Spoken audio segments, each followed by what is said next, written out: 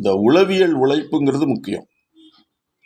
உளவியல் உழைப்பு அப்படின்னா பேச்சு, செயல், நடத்தை, உணர்ச்சி, நோக்கம், நோக்கத்தை சரியான முறையில் செயல் திருத்தம். அந்த செயல் திருத்தத்தை தொடர்ந்து மாற்றத்துக்கு தேவைக்கேற்ப நம்மளை திருத்திட்டு வரணும். இது இருக்கணும்.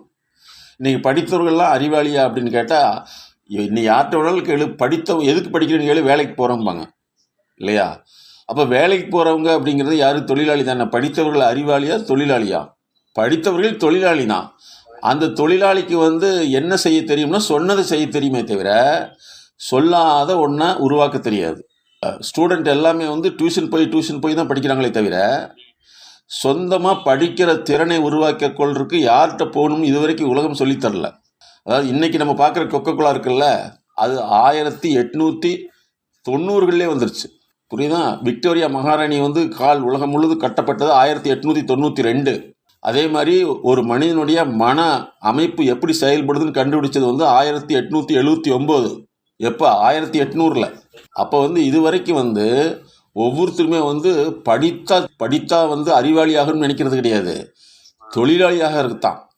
அதனால தான் நிறைய தொழிலதிபர்கள்லாம் படிக்காதவங்க, தொழிலாளி எல்லாம் படித்தவர்கள்.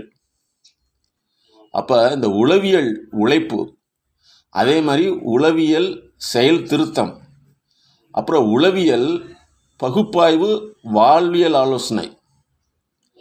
நம்மளுடைய செயலை பகுப்பாய்வு பண்ணுறதுக்கு யார்கிட்ட போயிருக்கோம்? ரத்தத்தை பகுப்பாய்வு பண்ணுறதுக்கு நம்ம பிளட் அனாலிசிஸ் லேபுக்கு போகிறோம். நம்முடைய பேச்சு, சொல், செயல், அதுக்கப்புறம் நம்முடைய வளர்ச்சிக்கான முயற்சி நம்ம செய்கிற மாதிரி தான் செய்கிற மாதிரி தவிர வளர்ச்சிக்குன்னு ஒரு முயற்சி இருக்குல்லவா, அதை எப்படி செய்யறதுங்கிறது எந்த ஒரு பர்சனல் கன்சல்டன்ட்டை நம்ம போயிருக்குமானா இல்லை. அப்போ அதைத்தான் நம்மளுடைய எம்எஸ்கே லைஃப் கிளினிக் ஃபவுண்டேஷன் உலகம் முழுவதும் சொல்லிட்டு இருக்குது. அதில் முதல் தர மனிதர்கள் எல்லாமே கன்சல்டேஷன் வந்துடுறாங்க. அப்போ நம்ம வாழ்க்கை அர்த்தம் என்ன அப்படிங்கிறது இது வரைக்கும் சொல்லித்தரல, இனிமேலும் சொல்லித்தர மாட்டாங்க. ஏன் படிக்கிறேன்னு கேளு, வேலைக்கு போகிறேன். அதை பச்சையாக சொன்னால் என்ன அர்த்தம்? தொழிலாளியாக போகிறேன், அப்படி தானே அர்த்தம். தொழிலாளி மனநிலை தான் உருவாக்கப்படுதே தவிர அறிவாளி செயல்நிலை உருவாக்குறது கிடையாது. அறிவாளி வேற, தொழிலாளி வேற, முதலாளி வேற. அப்போ முதலாளிக்கு என்ன? பணத்தை சம்பாதிக்கிறது இல்லை, அறிவாளியை எப்படி பயன்படுத்தி பணத்தை சம்பாதிக்கிறதுங்கிறது முதலாளி. அறிவே இல்லாமல் சொன்னதை செய்யணுங்கிறது தொழிலாளி. அறிவுங்கிறது சிலபஸில் இல்லை, பாடத்திட்டத்தில் இல்லை. ஒரு சிலபஸ் படித்தா அறிவு வராது, தகவல் தான் வரும். தகவல் வேறு, அறிவு வேறு, செயல்பாடு வேறு, செயல் திருத்தம் வேறு, செயல் மேலாண்மை வேறு. ஒரு மனுஷன் வாழணுங்கிறதுக்கு 4 தேவை இருக்குது. ஒரு மனுஷனுடைய வாழ்க்கை, அதாவது ஒரு மனிதன் வாழ்க்கையை நாங்கள் 4ஆக பிரிக்கிறோம். எங்களுடைய எம்எஸ்கே உளவியல் கோட்பாட்டின்படி ஒரு மனுஷன் 4ஆக பிரிக்கிறோம்.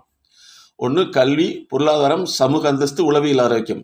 இந்த 4 குறைபாடு ஏற்படையில் தான் அவங்க தப்பான வழியிலையோ அல்லது தவறான வழியில் போகிறதுனால மன அமைதியின்மை ஏற்பட்டு, உடல் அமைதியின்மை ஏற்பட்டு பிரச்சனை ஏற்படுது. அது உடல் நோயாக வருது, வாழ்க்கை நோயாக வருது, நடத்தை நோயாக வருது, உணர்ச்சி நோயாக வருது, செயல் நோயாக வருது. ரத்த அழுத்தங்கிறது கிடையவே கிடையாது, வாழ்க்கை அழுத்தம் தான். அப்போ உணர்ச்சிங்கிறது உடலில் வெளிப்படும். இந்த உடலில் வெளிப்படுறதுனா அதிக ரத்த அழுத்தம். அதிக ரத்த அழுத்தத்தை கண்டுக்காம விட்டுட்டோம்னா தான் அது பல்வேறு சர்க்கரை நோயிலிருந்து எல்லா வியாதியும் கொண்டு வந்துடுது. அப்போ வாழ்க்கையை மாற்றுவதற்குன்னு உலகத்தில் முதல்ல கிரியேட் பண்ண கிளினிக் என்னென்னா நம்மளுடைய எம்எஸ்கே லைஃப் கிளினிக் ஃபவுண்டேஷன் தான். அப்போ ஒவ்வொரு மனிதனுமே பிறப்படிப்படையில் நல்லவர்கள். ஆனால் பிறப்பு அடிப்படையில் எல்லாமே சமம். ஆனால் எல்லாத்துடைய அறிவும் சமம் கிடையாது, எல்லாத்துடைய பொருளாதாரமும் சமம் கிடையாது, எல்லாத்துடைய சமூக சூழ்நிலை சமம் கிடையாது. ஒரு மனிதன் எப்படி வேணாலும் பிறந்துடலாம். பிறந்த பின்னாடி பெற்றோருடைய வேலை என்னன்னா அவங்களுடைய டிஎன்ஏன்னு சொல்லக்கூடிய பாரம்பரிய இயல்புகளை மாற்றி புதிய இந்த உலகத்துக்கு ஏற்ப தன்னுடைய குழந்தையை மாற்றி அமைக்கக்கூடிய பொறுப்பு தான் பெற்றோருக்கு இருக்குது. ஆனால் இன்னைக்கு போய் என்னாச்சுன்னா பெரிய ஸ்கூலில் பெரிய காலேஜில் போயிட்டோம்னா அறிவு வந்துடும் நினச்சிக்கிட்டாங்க. அப்படி பார்த்தா ஏன் இவ்வளவு படிச்சுட்டு வேலைக்கு போகிறாங்க? வேலை வேறு, வேலையை உருவாக்குறது என்பது வேறு. திறமை வேறு. திறமையை அறிவியல் பூர்வமாக பயன்படுத்தி முன்னேறதுங்கிறது வேறு. அப்போ திறமைங்கிறது ஒன்றை செஞ்சுக்கிட்டே இருந்தால் திறமைன்னு நினைக்கிறாங்க. அது பழக்கம் இல்லையா? அதனால தான் தொழிற்சாலைகள் நிறைய பயிற்சி எப்படி கொடுக்குறாங்கன்னா தொடர்ந்து ஒன்றையே செய்ய சொல்லுவாங்க. ஒன்றை செஞ்சால் பழக்கம்தான் ஆகும். ஸோ இதை மாற்றுதான் நம்முடைய நோக்கம்.